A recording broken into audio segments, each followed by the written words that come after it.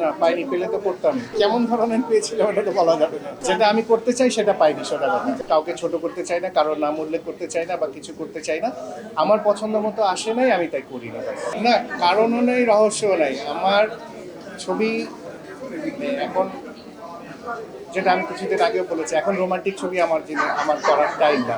আমি যখন ছবি করবো, আমার কাছে ভালো স্ক্রিপ্ট আসবে, একটু ক্যারেক্টার ওজন থাকবে, তখন আমি ছবি করবো। ছবি ছেড়ে দেইনি, ছবি ছাড়িনি, ছাড়বো।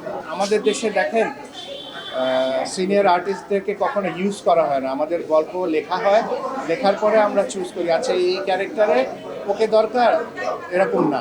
আমার গল্প লেখা হয়, ধরে আনো কাকে, বাপ্পাকে পেলো না, আচ্ছা অমিতকে নাও, অমিতকে পেলো না, আচ্ছা ওকে নাও, ওকে না পেলে তাকে নাও।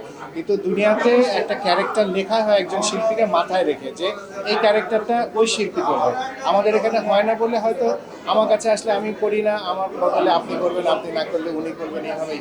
আমি কতটুকু পারবো, আমার ক্যারেক্টার আমি কতটুকু ফোটাতে পারবো, আমার ক্যাপাবিলিটি কত, এটার উপর ডিপেন্ড করে কিন্তু ক্যারেক্টার লেখাও হয় না, স্ক্রিপ্ট লেখা হয় না। আমি এফডিসির সামনে ঘুরছিলাম, হঠাৎ আমাকে আব্বা বললে আছে শুটিং করবি, আমি শুটিংয়ে চলে আসলাম। চাপাডাঙ্গার বুকিং হয়ে গেল। আসলে চাপাডাঙ্গার বোর্ড ছিল, আব্বা শাবানা ম্যাডাম করার কথা ছিল, আমার করার কথা ছিল না। শাবানা ম্যাডামের চেয়ে আব্বা, এখানে ক্যারেক্টারটা এমন ছিল শাবানা ম্যাডামের ছেলের মতো। আব্বার ক্যারেক্টার ছিল, মাহাতাব ক্যারেক্টারটা ছিল ছেলের মতো। বাট ওই ওই গ্যাপটা ছিল না বলে তখন আব্বা নিজেই করে নাই। শুটিংয়ের এক সপ্তাহ আগে ডিসাইড হয় যে আমাকে দিয়ে চাপাডাঙ্গার মাহাতাব ক্যারেক্টার করাবে।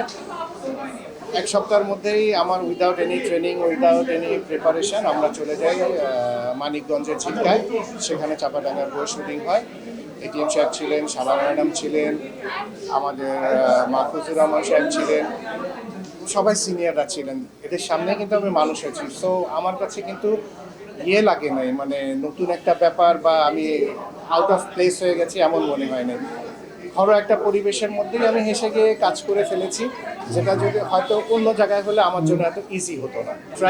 ট্র্যাজেডি এই জন্য বলেছি বিকজ আমার মানে যে ছবিগুলো হিট হয়ে গেছে বা যে ছবিগুলো মানুষের মনে গেঁথে গেছে, সেইগুলো সব ট্র্যাজেডিই ছিল। ছবি আমি যে সব ট্র্যাজেডি করেছি তা না, অনেক ছবি করেছি, বাট এইগুলো মনে গেঁথে গেছে বলেই হয়তো মানুষ এটা বলে।